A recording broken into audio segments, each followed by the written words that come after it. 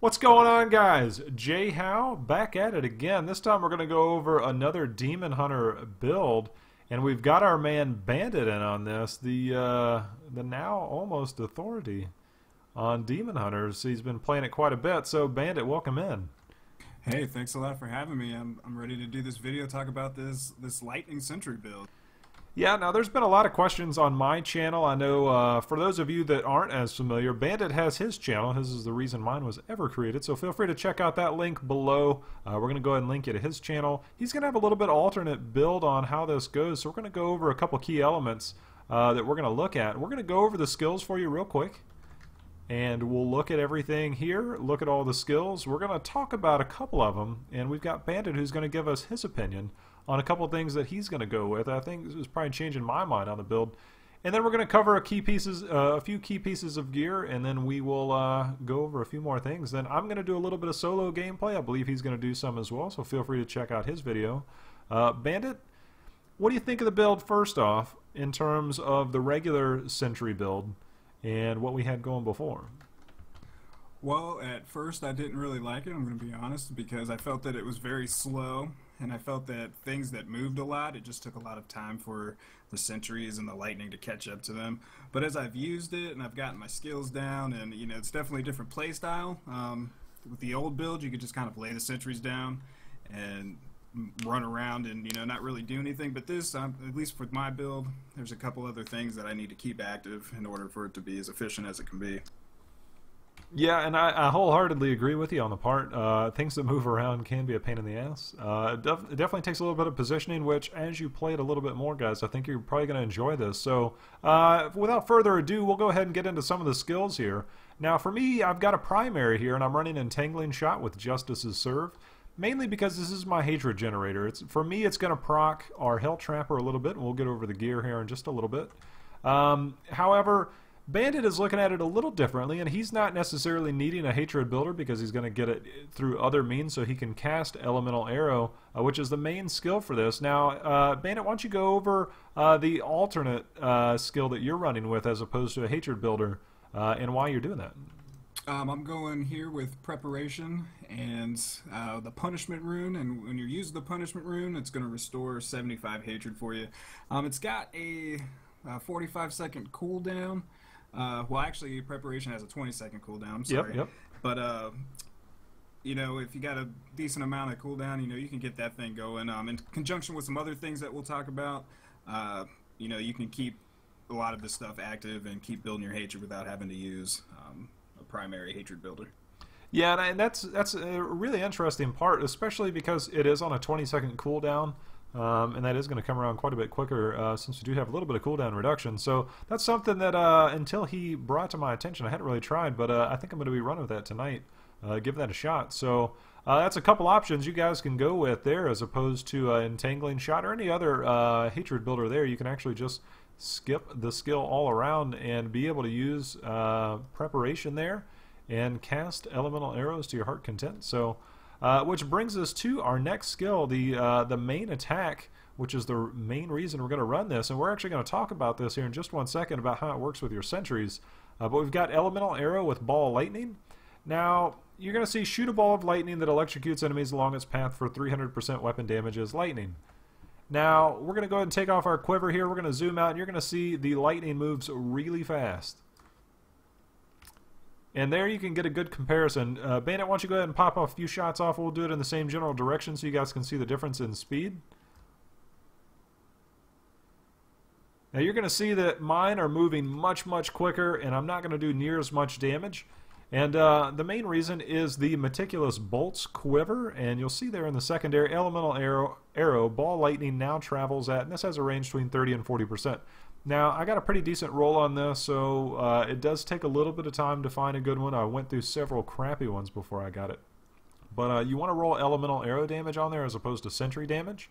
So once you put that on there, you will find that they move much, much slower, and they're going to hit a lot faster when you're in there. And I think that's the main reason you want to run with that, is because it's gonna hit so rapidly. It's not just going to hit them one time, it's going to hit them several times. So that's kind of the main reason for Elemental Arrow there. You got anything you want to add to that, Banndit? Well, I'm actually running cooldown on mine. I've got hatred regeneration as well. I guess it goes, to help out with build it up since I will be using the elemental arrow quite a bit. But meticulous bolts is definitely a quiver you want. I've only got a 33% on mine. Wouldn't mind it running a little slower though. Yeah, and I think that's one of the things that you're going to find, like Banndit had said earlier, you do have to adjust your playstyle a little bit better, especially because these things travel so slowly. It's good to try and kite stuff around into the line of fire, or put it on a corner where you know they're going to run directly into it. Just a couple points there. For the next skill, and this is another one that Banndit and I kind of go back and forth on. Now, there is a build out there using smoke screen with lingering fog, and we'll get to that in just 1 second. I am continuing to run Vault with rattling roll. It allows me a little bit of crowd control and allows me to get out of danger a little bit quicker. But Banndit, you're running something a little bit different here. Why don't you go ahead and tell us how that's working for you and a couple things that you have that might be enhancing that effect a little bit better. I'm running with the smoke screen and the lingering fog, using that in conjunction with a passive Night Stalker. Getting critical hits from your elemental arrow that you'll be casting. It's going to have a chance to restore 1 discipline. And basically what it's doing, it's going to keep your discipline up. So with the lingering fog, you're going to vanish behind a wall of smoke and you're going to be invisible. So the enemies aren't going to notice you. You're not going to be getting hit. And I can cast it pretty regularly. There are a couple times I need to let it build up a little bit, if there's not been any action for a while. But most of the time, and especially a lot of the things like the little ice circles, I don't know what they're called, but right before those things pop up, just pop off your smoke screen and you won't take any damage. And the more you can keep it up, the better. And you can, in essence, I guess, run through a rift without taking any damage, really, if you can keep this thing active enough. Yeah, and that's one of the things that I would like to get to in that respect. I actually have Hellfire Amulet with that passive on there, the Night Stalker passive. But there's going to be there's going to be another video for another time how you can get basically a perma smoke screen. It requires a lot of increased attack speed to get your sentries up to shoot them quite a bit quicker. We'll get to that at a later point. One thing I think we do come into agreement on is sentry with Polar Station. Is that kind of what you're running with? Okay. Yeah, definitely need that crowd control. Yeah, that crowd control is crucial, and that will work well with our Cull of the Week and a couple other things going on. And I think one thing I want to point out while we're here, and the reason why we're running Polar Station, is with the Hell Trapper. And again, I'm jumping the gun a little bit, but on the secondary there, you have a chance to summon a Spike Trap, Caltrop, or Sentry. And this is going to get you a few extra sentries up while you're there. Those actually will spawn on the enemies that you hit. So when you hit them, that's going to spawn on top of them. That sentry is. And that way you've got your Polar Station right on top of that that enemy. So it's just one thing to kind of keep an eye out on. That's one of the reasons why I run in Polar Station, at least for me. Now next up is Marked for Death. Now there's a couple options you can go with here. I personally am running Contagion. This is really good for me to clear rifts. It doesn't necessarily make a big difference on the rift boss, which is why I think you're going to find also which Banndit is running, like you said, Lingering Fog with the smoke screen and some other stuff. Banndit, why don't you tell us your take on Marked for Death and what you're running? Mortal Enemy, I'm running for Marked for Death, and that's just to keep that hatred building. I'm, like Jay, how he's using the Entangling Shot. I've just chosen to go with different things to get my hatred up, and this is just another thing to add to it. I usually just cast this. It's going to generate 4 hatred for the enemy that it's cast on or the enemy that's marked. So I usually just try to mark one and concentrate my Ball Lightning skill on that, and it'll generate quite a bit for you. Now, would you say that when you're running that, because you're generating more hatred and being able to shoot more of the elemental arrows, that you're actually finding that you're generating that extra discipline that way through Night Stalker because it's hitting so frequently to get your smoke screen around? Yeah, you definitely want to keep the elemental arrow, and that's one thing that my previous build, when I was using the frost arrow, I wasn't really concerned about casting that as much because the sentries were just doing so much. But this one, you definitely want to keep the ball lightning going because a lot of the skills that we're using are procced by you using the ball lightning, so definitely you want to keep that going. Right on, man. Now, companion, obviously because we're running the Marauders. Now, why don't you tell us why we're both running the Wolf Companion as opposed to any of these other ones, even though they're all technically running at the same time. Because the wolf howls, "Ow!" and it just makes the fighting that much more intense and enjoyable. That's right, guys. There's no good reason other than it sounds cool. Absolutely. What other reason could there be? All right, now we're going to move on to the passives. Custom engineering. This is also, I mean, you can't run without this. The Hell Trapper, you're going to get those extra sentries up because you can only get 3. You're not running the Bombardier, so you're not getting those extras there. However, the Hell Trapper there allows you to get a couple extras going. So custom engineering, yeah, that's got to be, can't go without it. I don't know. Plus they stick around a while, and that's always really good for boss fights. You can sit there and do what you really need to do and cast Elemental Arrow quite a bit. Cold of Week, I think this is another one we're both in agreement on, especially since we're running the Polar Station. Would that be correct? That is correct. I'm using that on mine. You're going to increase damage against slowed or chilled enemies by 20%. You're going to have a ton of sentries down. You're going to be placing them all the time, crowd control, and the enemies are going to be taking a nice slow stroll through it.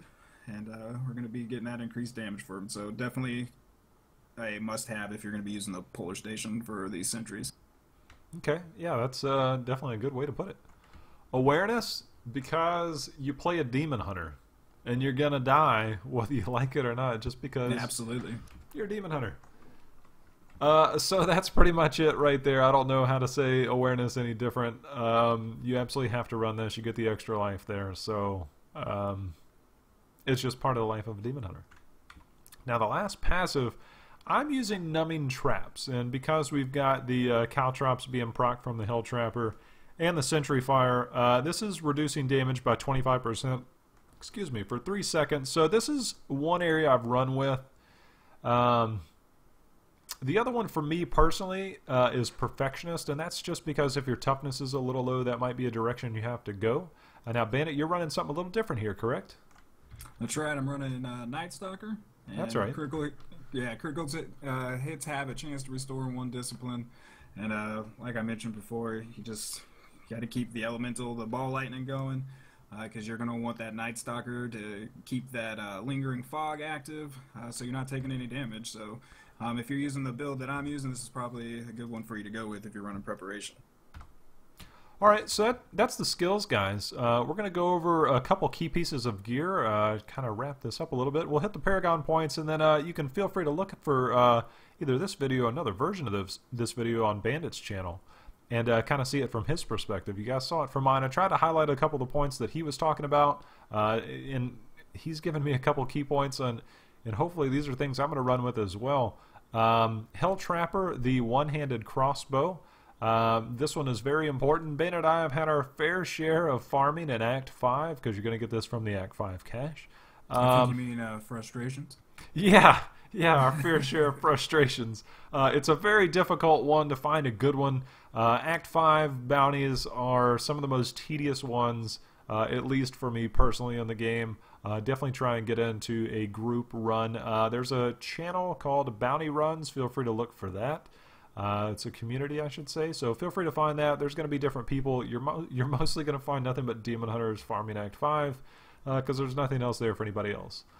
I've got a somewhat decent one. Obviously, you want to try and get increased attack speed and 10% damage for that permanent smoke screen build we were talking about, but we're not quite there yet.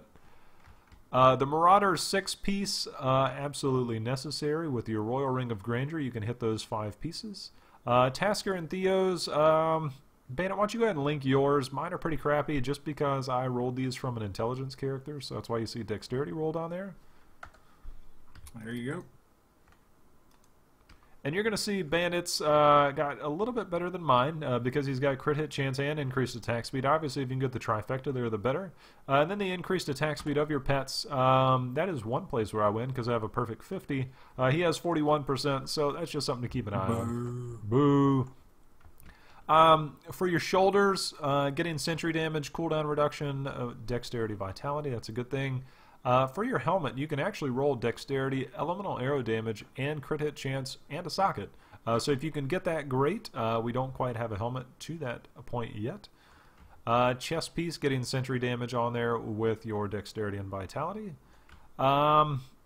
pants, if you can get some resistances on there, just kind of set up like this. Elemental arrow damage on your boots, and if you can get it on your quiver, which again, sometimes these are hard to get. I've farmed up quite a few of these and haven't had much luck. I know Banndit's still waiting for a good quality meticulous bolts himself. For your other, go ahead, Banndit. I was agreeing with you every day. It's a struggle. The other ring, you can pretty much run whatever you want. If you're running solo, feel free to run a Unity there. Compass RoS, because you get 5 primaries, you can roll a couple crit hit chance, attack speed, plus you can get a socket, plus you can still get your dex and vitality. There's a couple rings like this. And then I'm actually using a Traveler's Pledge because I've got a decent roll here. And I'm getting the 2-piece bonus of this, which is the extra crit hit damage plus some vitality. Just something to keep in mind. There are some better options you can go with here. The Hellfire Amulet, like I said, I do have one that's okay. I'm running a Thundergod's Vigor at the moment just to test out the extra lightning damage. I'm not quite sure if I'm liking this just yet because I missed the toughness from something else. If you have a witching hour like our boy Banndit, by all means run that. That thing is badass. Banndit, if you want to link that real quick. He's got all the good gear. Why don't I get some of these? I guess I was just lucky that day. That's very lucky. The witching hour, dexterity, vitality. He's got the increased attack speed, which you can use towards that permanent smoke screen, plus the ever important crit hit damage, which is the reason why you want the witching hour. Banndit, I hate you. Next up, Paragon points. Banndit, tell us how you got it running. Well, for core, I've obviously put points into my movement speed accordingly. And then I've got my max hatred, and I've just split the rest up between dexterity and vitality. Okay, a little diversity.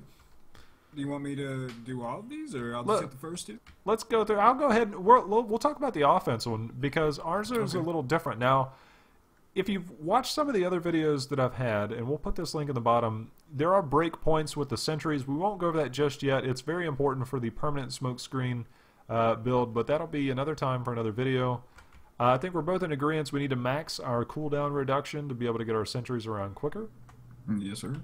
Crit hit damage, very important to be able to get those max crits. And I know Banndit's running his a little bit different because of the way his build is. Now he's running it to where he's getting more attacks from the elemental arrows, so you're going with crit hit chance, right, Banndit? I'm actually going with the attack speed next. I don't have any points in crit hit chance right now. Oh, okay. Well, if and again, we'll get to that other video. You need to get as much crit hit chance as you can, as well as attack speed when you're doing that other video. But we'll wrap this up really quickly. Don't want to take up too much of your time. Defense, go ahead and throw some into resist all, and then to armor. I personally have been going with life regen after that, just because I need that extra health regen, as opposed to the life. I know you can go either direction there. Utility, life on hit, resource cost reduction, so you can continue to cast those elemental arrows, and then area damage. Then after that, if you're that high out there, then you're probably not needing to watch this video anyways. So you can get some, so you get some gold find going there. I think that wraps it up. I think that's the build right there. Different ways you can do it. You know, I haven't tested out Jayhaw's way yet. I've been trying to practice mine and hone mine, but either way, they're both viable. I've seen them both doing riffs and everything, and they both do tons of damage, and that's what you want to do. Yeah, guys, so hopefully this is something a little different for us. We're doing this tandem build video because we have a couple of variations, and I think there's a lot of different directions you can go with this depending on your play style. If you've got enough to say, I've already touched on it a couple times. If you got something to tell me about the permanent smoke screen build, don't worry. There's going to be another video coming. I've already tried it. I've got it set up. This is just in case you can't get there. As you can see, I'm running the steady strikers with some lightning damage, attack speed, and crit hit chance. I didn't touch on that intentionally, but we're going to get to that in another video. But hopefully you guys are, you know, if you're tired of that, you know, default sentry build, maybe this is a little bit different as far as a variation goes. It's definitely a different play style. Depending what, it can be frustrating in the beginning to figure it out, but once you start getting your sentry placement down and figuring out the play style, you're going to find this does a ton of damage. A lot of the top demon hunters are using this on solo, so feel free to keep an eye out for those. Other than that, guys, Banndit, you got anything you want to add to it? Just my usual. Y'all stay beastin'. And, well, I guess that's my cue. Till next time, guys, happy hunting. Stick around for some solo gameplay, maybe, depending on how long this recording has been. But stick around for that. See you guys later.